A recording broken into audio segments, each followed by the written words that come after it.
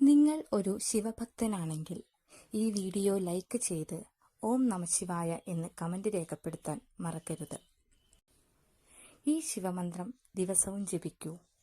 മാറ്റം നിങ്ങൾക്ക് തന്നെ അനുഭവിച്ചറിയാനായി സാധിക്കും.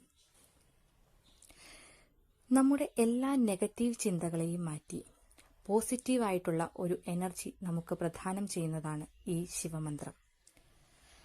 രാവിലെയോ സന്ധ്യാസമയത്തോ 108 തവണ ജപിക്കുവാൻ സാധിക്കുകയാണെങ്കിൽ ഉത്തമം. അല്ലാത്തവർക്ക് കുറഞ്ഞത് 11 തവണയെങ്കിലും ജപിക്കുക. മന്ത്രം ഇതാണ്: വ്യോമകേശ ദിവ്യഭവ്യരൂപതേ നമഃശിവായ, ഹേമമേദിനി ധരേന്ദ്ര ചാപതേ നമഃശിവായ. അർത്ഥം: ആകാശത്തെ തന്നെ ജഡയാക്കിയവനെ, അഥവാ ആകാശം പോലെ അനന്തമായ കേശമുള്ളവനെ, ദിവ്യവും ഐശ്വര്യപൂർണവുമായ രൂപത്തോടു കൂടിയവനെ, അങ്ങയ്ക്ക് ആ മംഗളമൂർത്തിയായ ശിവന് എൻ്റെ നമസ്കാരം. സ്വർണമയമായ മഹാമേരുപർവ്വതത്തെ വില്ലാക്കി മാറ്റിയവനെ, ആ മംഗളമൂർത്തിയായ ശിവന് എൻ്റെ നമസ്കാരം.